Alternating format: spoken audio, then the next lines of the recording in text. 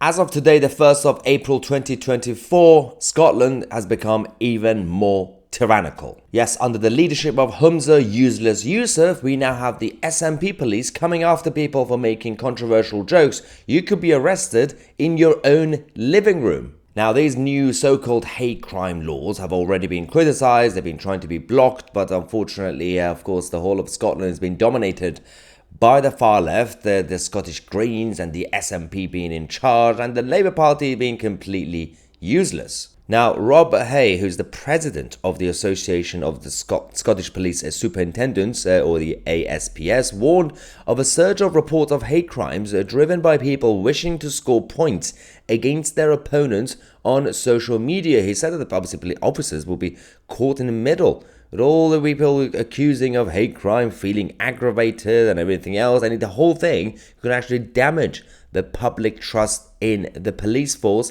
in Scotland. And rightly so. People are going to say enough is enough. Already we have a lot of people complaining, basically because they're now allowed to complain, about Humza Yusuf himself when he went on a rant a couple of years ago in the Scottish Parliament, saying that why is it a lot of people at the top of the Scottish establishment are all white. All white. He didn't like that people are white, considering the vast majority of Scotland are white. Now, one of the people fighting against this is JK Rowling. And JK Rowling decided to do a long thread on X, posting a number of different examples. Obviously, she did the April Fool's post saying, Scotland's Hate Crime Act comes into effect today.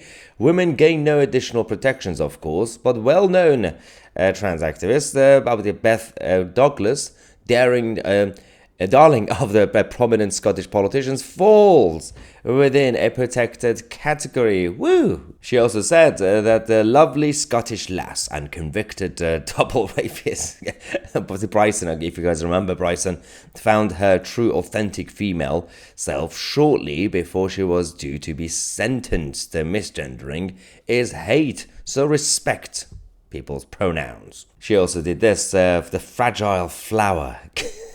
Fragile flower. There's another one. Katie's case obviously became also huge. It was rightly sent to a women's prison in Scotland after conviction.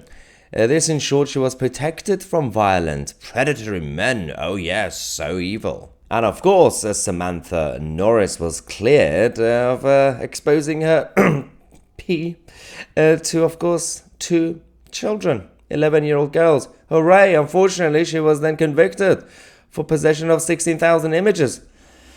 Oh dear. And another one, a Scottish woman and butcher, Amy, Georgia, abducted an 11-year-old.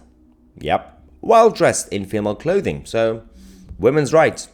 JK Rowling then says, but most women aren't axe-totters or sex offenders, so let's talk role models. Yes, of course, Valentino in red wanted to play on the women's team because of sisterhood, validation, and political visibility. Naturally, she was given some boring cis girls place. Yay for inclusion. She then finished by saying, April Fools, only kidding. Obviously, the people mentioned in the above tweets are not women at all, but men. Every last one of them. So now the SNP establishment and the Scottish police are going to be investigating JK Rowling for being mean about men.